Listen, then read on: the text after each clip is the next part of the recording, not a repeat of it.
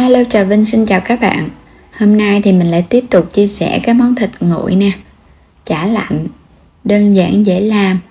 Thì mình làm nè để đón Tết, làm ăn được rất lâu các bạn. Mình cho vào tủ lạnh á, chả dai dai mềm mềm và có độ giòn giòn, ăn ngon cùng với gia vị thấm đậm đà nữa.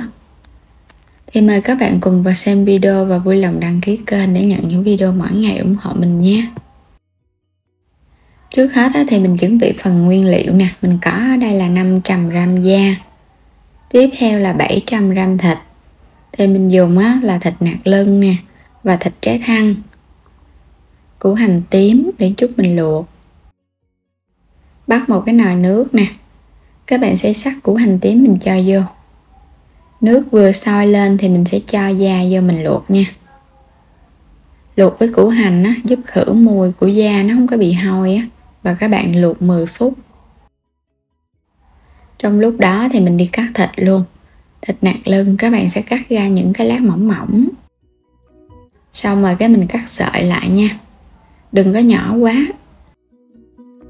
Mình cắt lại vuông vuông, cắt vừa vừa vậy đó. Thì khi mà cái chả mình cắt ra nhìn thịt nó cũng ngon. Và tới thịt thăng thì các bạn cũng cắt vậy. Mình cho thịt nạc lưng và thịt thăng là giúp cho chả của mình nó có cái độ mềm ngon á. Quay trở lại nồi da thì mình luộc được 10 phút. Thì bây giờ các bạn xăm thấy phần da nó chín rồi đó, là mình vớt lên và để qua đây cho nó ráo cái nước này. Rồi bây giờ thì da nó nguội, các bạn sẽ thái lát luôn. Và mình thái càng mỏng thì chả càng ngon. Thái xong thì mình cho qua chung với thịt. Cho vô trong thau, mình sẽ tiếp tục và mình ốp gia vị nha. Cho vô hết luôn, cả phần thịt và phần da luôn. Đây là cái gốc ngò gí nè, rửa cho sạch, đập dập dập xong rồi các bạn sắc nhỏ nhỏ mình cho vô. Gốc ngò thì nó thơm lắm.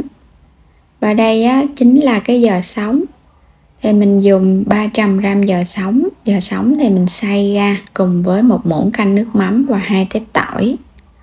Các bạn sẽ xay mình để vô ngăn đông cho nó đông lại rồi cái mình xay. Thì sẽ có được cái chả dai ngon. Còn nếu không xay thì các bạn có thể mua ở trong những chỗ bán chả lụa nha. Người ta sẽ có làm sẵn để bán á. Và đây là các nguyên liệu nè, có thể xem thêm ở phần mô tả. Đầu tiên là muối hồng, mình dùng đây một muỗng cà phê muối hồng nha. Muối hồng sẽ giúp cho thịt đỏ đẹp. Nửa muỗng canh hạt nêm. Nửa muỗng canh bột ngọt, không ăn thì khỏi cho.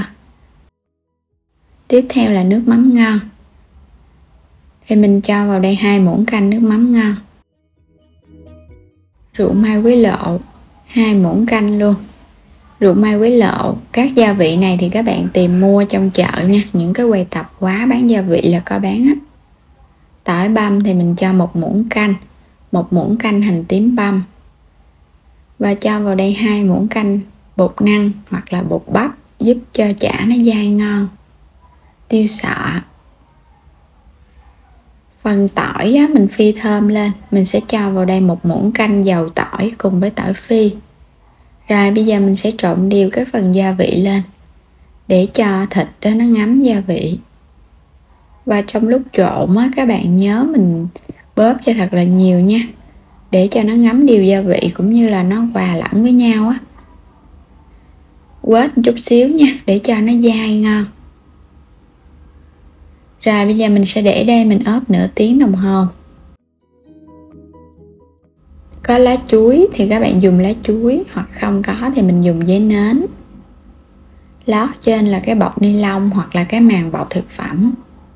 Quét dầu ăn, dầu hồi nãy mình phi tỏi á, quét lên cho nó thơm nha và chống dính nữa.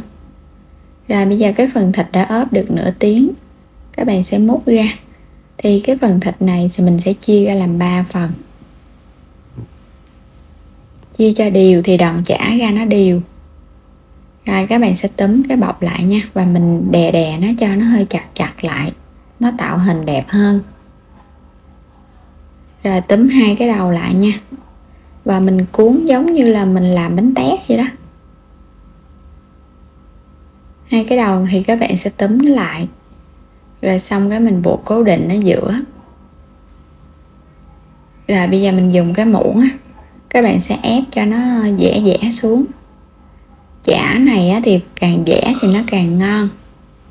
Túm 4 cái góc cho nó sát vô, y chang như mình gói bánh tét luôn. Thì bánh tét mình cũng có đã chia sẻ nhiều video rồi. Và cái đầu còn lại thì mình cũng làm tương tự vậy nha. Túm cho nó đều quá thì ra đòn chả các bạn cắt ra nó đều và đẹp nữa. Thì phần này á, các bạn buộc cho nó chặt lại để mình cố định. Xong rồi thì mình dùng dây để buộc luôn. Mình dùng dây ni lông hoặc là dây lạc á, chéo cái đầu trước ha, để cho cái đòn chả nó đẹp. Rồi mình buộc dính lại luôn nha. Xong rồi các bạn sẽ quấn. Mình quấn cái mình chéo qua ngón tay vậy nè, gị cái cọng dây qua và siết cho nó chặt lại. Mình làm vậy nhanh lắm các bạn, chỉ cần một cọng dây thôi à. Càng chặt thì đòn chả của mình dẻ ngon. Và buộc xong hết rồi, mình chia ra làm 3 đòn như vậy thì mỗi đòn nửa kg. Cho vô trong sửng để mình hấp luôn. Các bạn sẽ để cho nó nằm nha. Mình hấp trong vòng 30 phút là nó chín nè. Chả mà các bạn đúng 30 phút mình tắt bếp rồi cái mình giữ hơi ấm thêm 1 tiếng nữa nha. Làm xong rồi nè, bây giờ mình lấy nó ra. Thì bây giờ chả vẫn còn hơi ấm ấm á, các bạn phải chờ cho nó nguội. Khi chả nó nguội rồi thì mình dùng cái màng bọc á, mình quấn nó lại. Quấn cho nó sát vô.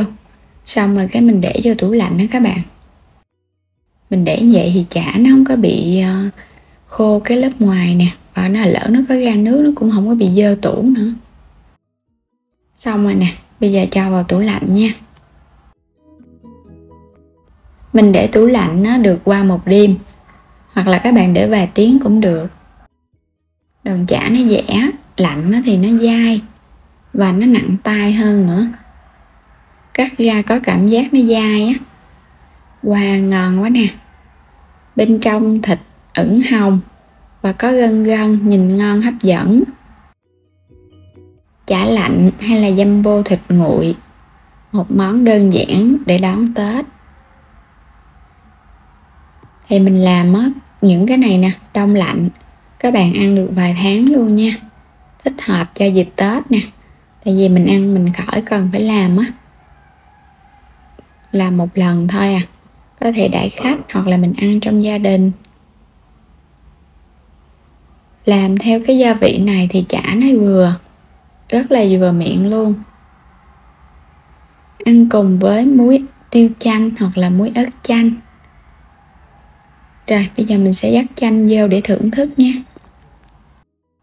Nếu như mà các bạn thích ăn mà có cái phần thịt nhiều thì mình chọn cái loại chả này. Ăn nó dai dai nè, mềm mềm và có những cái xớ thịt á. Ăn vô mình cảm giác được cái độ dai thịt ngon. Cảm giác được cái độ dai dai ngon của thịt. Gia vị rất là đậm đà luôn. Chả lạnh thì các bạn nhớ mình phải để lạnh nó mới ngon nha. Còn mới làm ra thì mình chưa ăn được đâu, nó không có ngon. Có độ dai nè. Nếu như mà các bạn thích ăn giòn nhiều hơn thì mình ăn pate bong bóng. Mình đã có chia sẻ cái video pate bong bóng rồi. Mình ăn kèm với củ kiệu. Và đến đây thì mình chúc các bạn thành công với món chả lạnh này nha. Đừng quên đăng ký kênh ủng hộ mình. Xin chào tạm biệt và hẹn gặp lại trong những video tiếp theo.